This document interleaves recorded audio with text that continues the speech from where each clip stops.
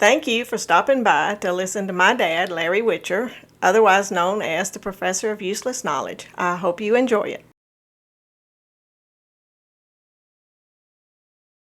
Here to tell you everything about anything is Mr. Know-It-All. Okay, here he comes, the Professor of Useless Knowledge, Larry Witcher. Larry, good morning. Morning, Julio. Yeah, you doing okay? Yeah, doing fine. You were talking about it and so nice with the clouds and everything over. Yeah. It is for cutting grass, but it don't let your vegetables grow real good.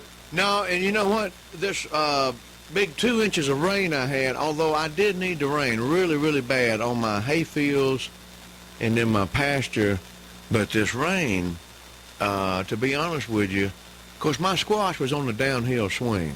I mean, they were going out. But this 2-inch rain might have done them in. Just about wiped. And the cucumbers, too. Yeah. Well, now, you can plant you some more squash. It ain't too late, Julio. Yeah, I planted some. Matter of fact, they're up. They just come up about a week ago, and cucumbers also. I know I'm going to have to keep them sprayed, but we always plant a few late. But, yeah, I got some. They're just about 3 or 4 inches tall. You'll be okay. Yeah. This morning, Julio, have you ever heard anything talked about the 90-day war? 90-day war. I don't know if I have or not. They didn't teach us that in school. No. But the Civil War was supposed to have been a 90-day war, Julio. Mm-hmm. That's as long as it was supposed That was to have. according to who? The South? The South and the North. The North said the South didn't have enough equipment on to fight longer than 90 days, and the South said the Northerners, they wouldn't last that long, so both of them agreed over that it would be about a 90-day war. And both sides was badly miscalculated. They did. And on April the 15th, old Lincoln there, he asked for 75,000 volunteers to go down and put the South rebellion down. Yeah, that'd be all it'd take, yeah. You can and that's all it's going to take. It'll be a 90-day war. So they were to volunteer for only 90 days, Julio. Mm-hmm. So he got his 75,000, and they missed it for quite some time. Mm-hmm. They sure did. Yeah. But there's a lot of first things that took place during the Civil War that you probably didn't realize. Like what? Well, it was one of the first things that happened there was the military draft started. Mm-hmm. Started the military draft. We had one of the other first was the first battles that with ironclad ships took place. Prior to that, it was wood ships. First extension of the extensive use of black soldiers, Indian soldiers, the Germans, the Jews, the Irish, the Chinese, the Hispanics, all of us fought right along together there during the Civil War. Mm-hmm. The first income tax came out there. And what I liked the best was the evolution of the ammunition during that time. We went from the obsolete flintlock rifle, and you may not know what a flintlock rifle was. No. Well, see, to get powder to explode, you've got to have a spark. Yeah. And the rifle had a clamp above where you took you loaded it, a muzzle loader, down through the end of the barrel. You put a load of powder in. Uh-huh. You put a wad in. Then you put a ball in, and another wad to keep the ball from rolling out. Then you had a little trough on the back of the action, and you put you a little powder, dumped a little powder in there, and above it was a rock, Julio, piece of flint, a cut, okay. precision to cut. make it spark, yeah. Yeah, and when it went down, it hit like a file and made a spark. Now, you got to do all of that while somebody's coming toward you with a big stick. Oh, Lord. During that period of time, a sword was much more dependable than the gun because you shot one time. Then it went from the matchlock first, Julio, was a string hooked into a clamp, and the string you would light it, and it would stick down in the powder.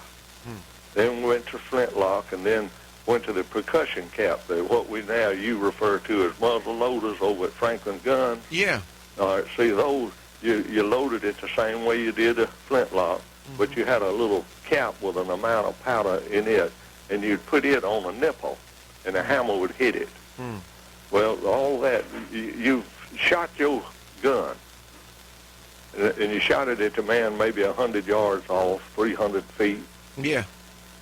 And then you get down there, and you got to stand up and turn 1 foot kind of sideways to hold your balance and put a measured amount of powder out of a powder horn down the barrel.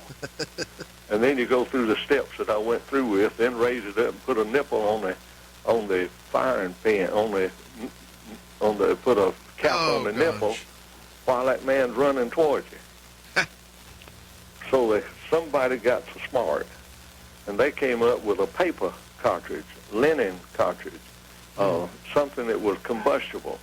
And they put a pre-measured amount of powder in a piece of paper and a mini ball, that's the bullet, in the other end of it, tied it together. And then all the soldier had to do, they did here in school, that some of the Civil War soldiers came home with their teeth wore down. Yeah. That was from biting the end of that piece of paper off. Oh. Then they crammed everything down in the barrel. Didn't have to measure nothing. It was already pre-measured. And packed it down in there and was still shot with a percussion cap. Some of them went a little farther, like the old Burnside and the Maynard, and they made a metal cartridge with a bullet on the end of it with a hole in the back, and you loaded it just like you do a regular rifle, but you still had to use a percussion cap. And all them different cartridges came because of the Civil War. Yeah. So we had to get it where we could load fast. And I collect old ammunition. Yeah. Oh, so you're up well on that. Yeah. Okay. Then we had what was called a pin fire cartridge during that time, where the gun has no firing pin. Only the cartridge has a firing pin built in it. I brought one of them down to the gun chute one time, where you load it and let a pin stick up through the top of the barrel. Yeah.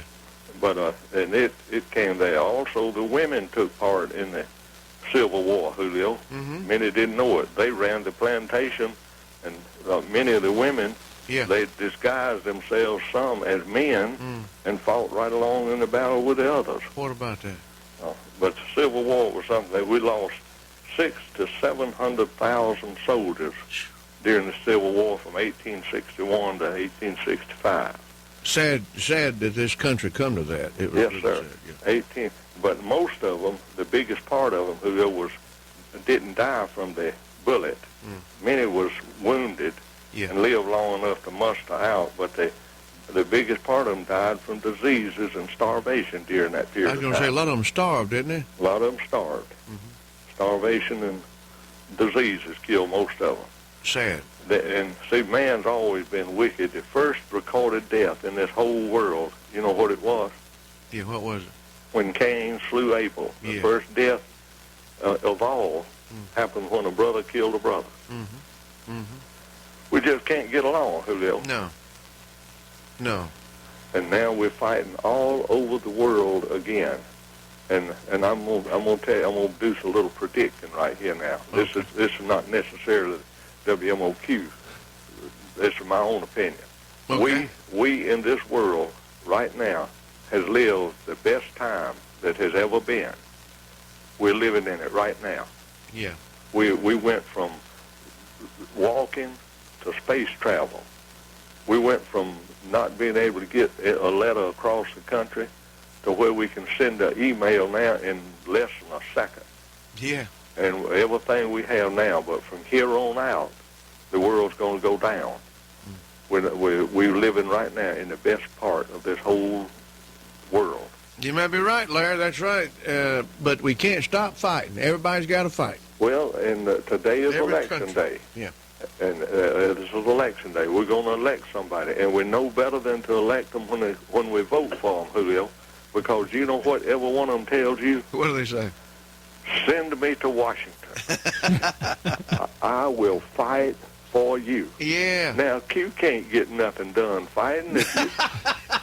We need to have somebody say, send me to Washington, and I'll do something that he can do. Yeah. But if you and Joel was fighting down there this morning, y'all would never get a record played. Okay, then. Thank you, Mr. Know-It-All. I guess we deserve what we get, because they said we're going to fight when we get there. Yeah. See y'all come tomorrow. Larry, take care. We'll see you then, okay? Yes, sir. All right, there he goes. That's your professor of useless knowledge. That's Larry Witcher. Cloudy skies, Joe. Okay, then. Thank you, Mr. Know-It-All.